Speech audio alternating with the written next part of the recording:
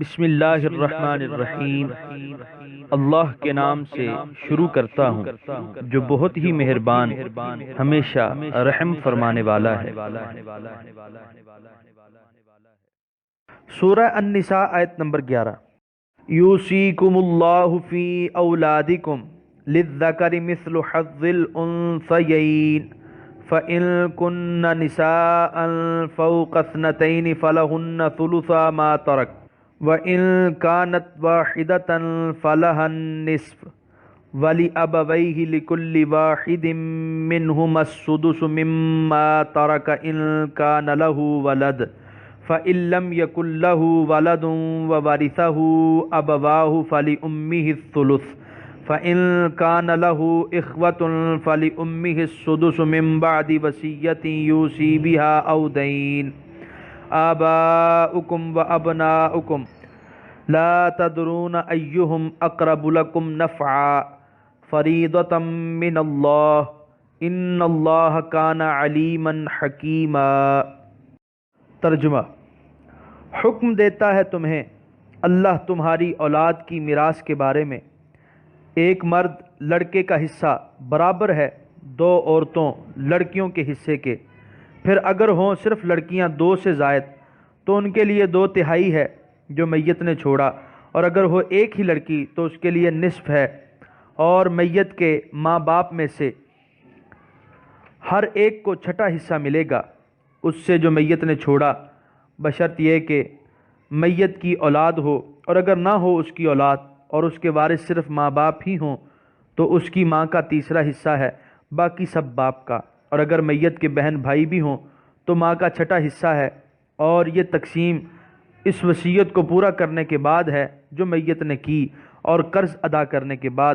تمہارے باپ اور تمہارے بیٹے، تم نہیں جانتے کون ان میں سے زیادہ قریب ہے تمہیں نفع پہنچانے میں، یہ حصے مقرر ہیں اللہ تعالیٰ کی طرف سے، بے شک اللہ تعالیٰ تمہاری مصلحتوں کو جاننے والا ہے، بڑا دانا ہے۔ سورہ النساء آیت نمبر 11 کے پہلے حصے کی تفسیر۔ اسلام نے صحت مند معاشرے کو معرض وجود میں لانے کے لیے کنبے کو بڑی اہمیت دی ہے، اور اس کے افراد کے مفاد کو یوں ایک دوسرے سے وابستہ کر دیا ہے کہ محبت و قرابت کا باہمی رشتہ کبھی ٹوٹنے نہ پائے۔ اس کے لیے جو وسائل اختیار کیے ہیں انہی میں سے ایک نظام میراث ہے۔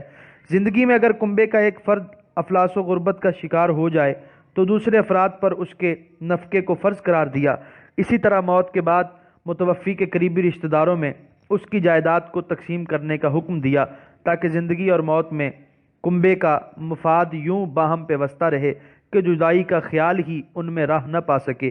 کنبے کے اتحاد کو برقرار رکھنے کے لیے نظام وراثت میں قرابت کا اصول پیش نظر رکھا گیا۔ میراث میں حصہ ملنے یا نہ ملنے اور حصے کے کم یا زیادہ ہونے میں رشتے کی نزدیکی اور دوری کو بہت بڑا دخل ہے۔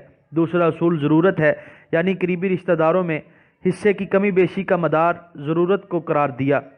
جتنی کسی کی ضروریات زیادہ اور ذمہ داریاں کثیر ہوں گی، اسی لحاظ سے اس کا حصہ مقرر کیا جائے گا۔ مثلا متوفی کے والدین اور اس کی اولاد کی قرابت بالکل مساوی نوعیت کی ہے، لیکن اولاد جو زندگی کے سفر کا اب آغاز کر رہی ہے اس کی ضروریات والدین کی ضروریات سے کہیں زیادہ ہوتی ہے، جو اس طویل سفر کی آخری منزل میں قدم رکھ چکے ہیں۔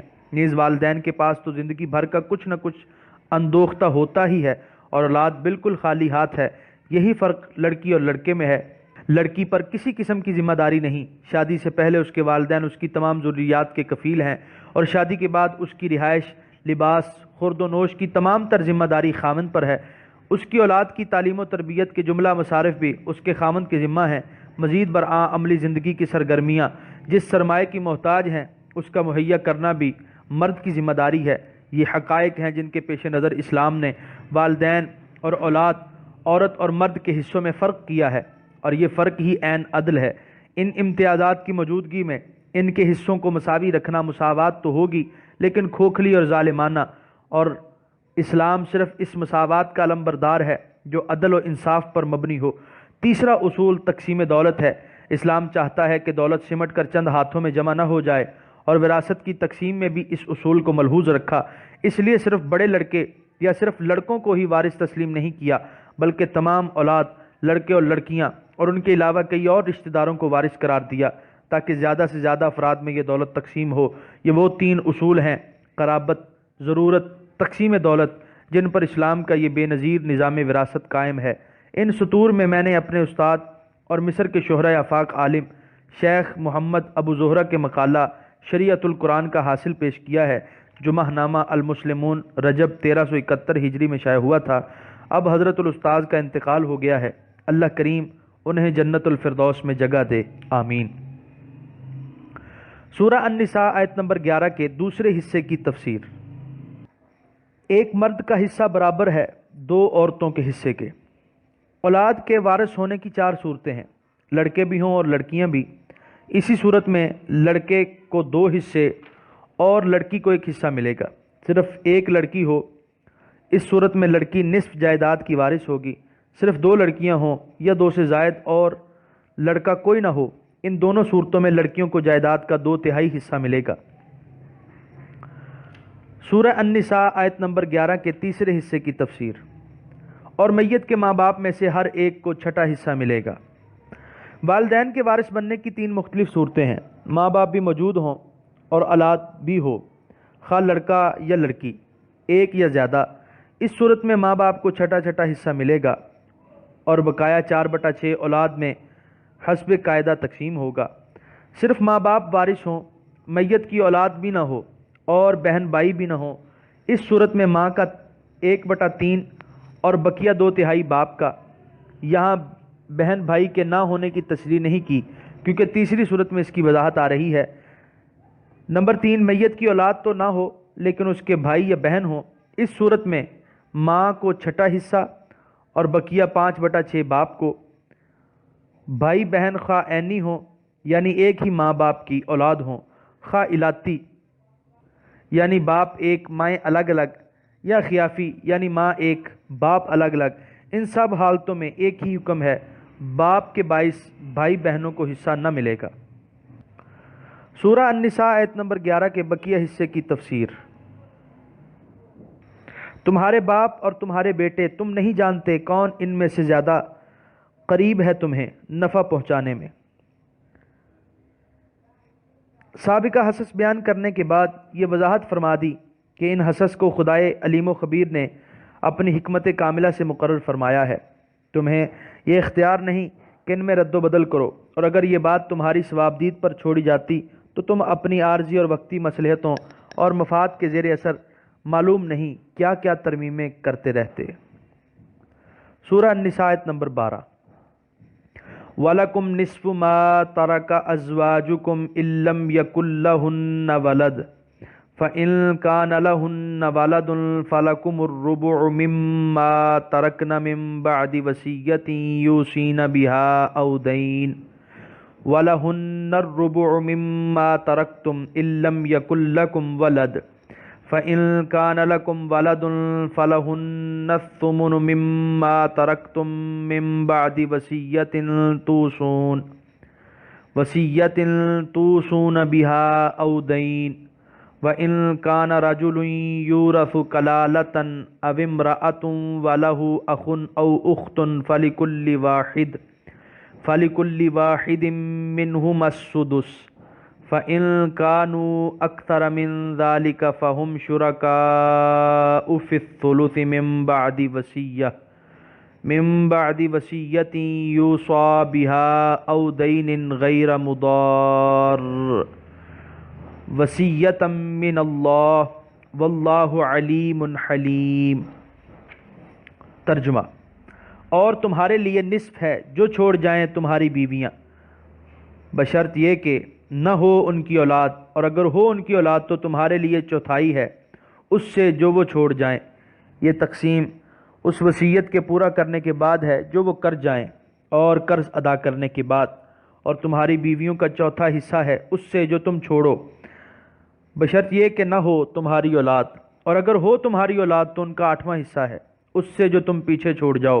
یہ تقسیم اس وصیت کو پورا کرنے کے بعد ہے جو تم نے کی ہو اور تمہارا قرض ادا کرنے کے بعد، اور اگر ہو وہ شخص جس کی میراث تقسیم کی جانے والی ہے، کلالہ وہ مرد ہو یا عورت، اور اس کا بھائی یا بہن ہو، تو ہر ایک کے لیے ان میں سے 6واں حصہ ہے، اور اگر وہ بہن بھائی ایک سے زیادہ ہوں تو سب شریک ہیں تہائی میں۔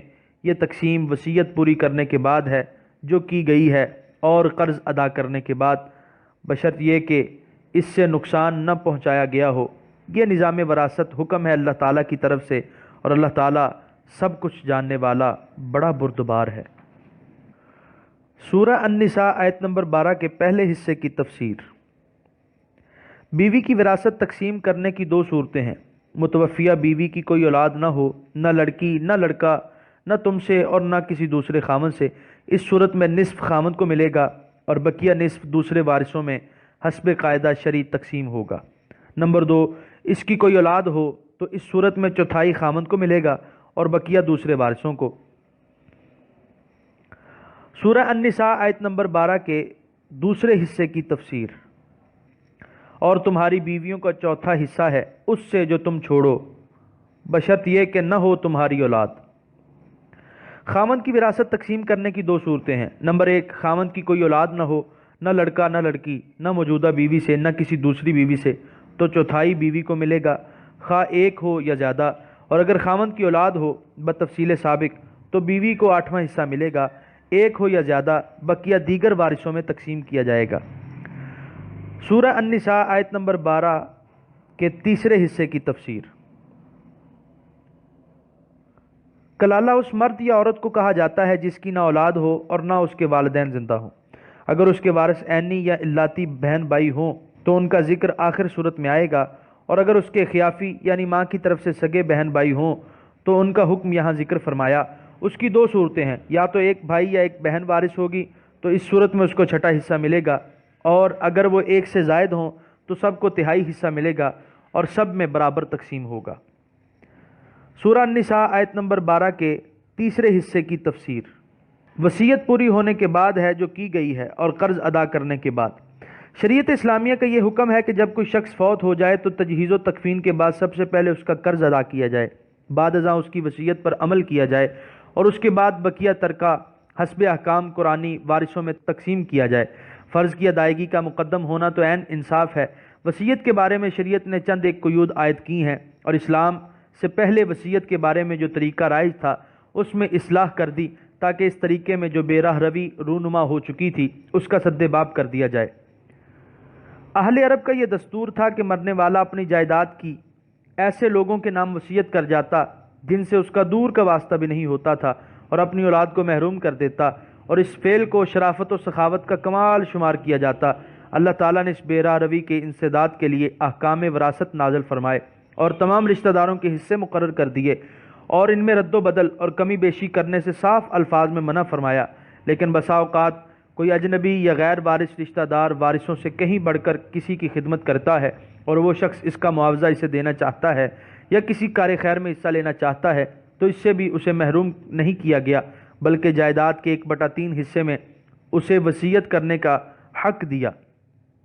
قرآن حکیم نے وصیت کے لیے غیر مضارن کی قید لگائی، اور نبی کریم صلی اللہ علیہ وسلم نے اس کی حد 1/3 مقرر فرمائی، اور وصیت کی اجازت صرف ان لوگوں کے لیے دی گئی ہے جو وارث نہیں ہیں، کیونکہ اگر وارث کے لیے بھی وصیت جائز رکھی جاتی تو پھر قواعد میراث بالکل معطل ہو کر رہ جاتے۔ اس لیے حضور رحمۃ للعالمین علیہ الصلاۃ والسلام نے فرمایا، یعنی اللہ تعالیٰ نے ہر حقدار کو اس کا حصہ عطا فرما دیا ہے، اس لیے اب کسی وارث کے لیے وصیت کی اجازت نہیں۔ بعض لوگ وارث کو وصیت سے محروم کرنے اور وصیت کو 1/3 تک محدود کرنے پر بڑے برافروختہ ہوتے ہیں۔ کاش وہ اسلام کے حکیمانہ نظام میں غور کریں۔ اس پر سیر حاصل بحث میری تالیف سنت خیر الانام علیہ الصلاۃ والسلام میں ملاحظہ فرمائیں۔ سورہ النساء آیت نمبر 12 کے بقیہ حصے کی تفسیر۔ بشرط یہ کہ اس سے نقصان نہ پہنچایا گیا ہو۔ اگرچہ یہ قید تمام سابقہ آیات میں بھی ملحوظ ہے، لیکن یہاں تصریح کی اس لیے زیادہ ضرورت ہوئی کہ جب انسان کی اولاد یا والدین نہیں ہوتے تو وہ اپنے دوسرے وارثوں کو محروم کرنے کے لیے طرح طرح کے ہیلے بہانے کرتا ہے۔ کسی کو بلا وجہ وصیت کر دی، کسی کا فرضی قرضہ اپنے اوپر تسلیم کر لیا تاکہ اس کی جائیداد بٹ جائے اور اس کے وارثوں کو نہ ملے، اس لیے یہاں مدار کے الفاظ صراحتاً ذکر فرما دیے۔ سورہ النساء آیت نمبر 13۔ تلک حدود اللہ وَمَن يُطِعِ اللَّهَ وَرَسُولَهُ يُدْخِلْهُ جَنَّاتٍ تَجْرِي مِن تحتها الأنهار خالدین فیہا وذالک الفوز العظیم۔ ترجمہ: یہ حدیں اللہ کی مقرر کی ہوئی ہیں، اور جو شخص فرما برداری کرے گا اللہ کی اور اس کے رسول کی، داخل فرمائے گا اسے اللہ تعالیٰ باغوں میں بہتی ہوں گی جن کے نیچے نہریں، ہمیشہ رہیں گے وہ ان میں، اور یہی ہے بڑی کامیابی۔ سورہ النساء آیت نمبر 13 کی تفسیر۔ ان دو آیات سے نظام وراثت کی اہمیت کی طرف توجہ دلائی، اس پر عمل پیرا ہونے کی تاکید بھی کی۔ اللہ تعالیٰ اپنی اور اپنے رسول کریم صلی اللہ علیہ وسلم کی کامل اطاعت کی توفیق بخشے اور اپنی اور اپنے رسول کی نافرمانی سے محفوظ رکھے، آمین۔ سورہ النساء آیت نمبر 14۔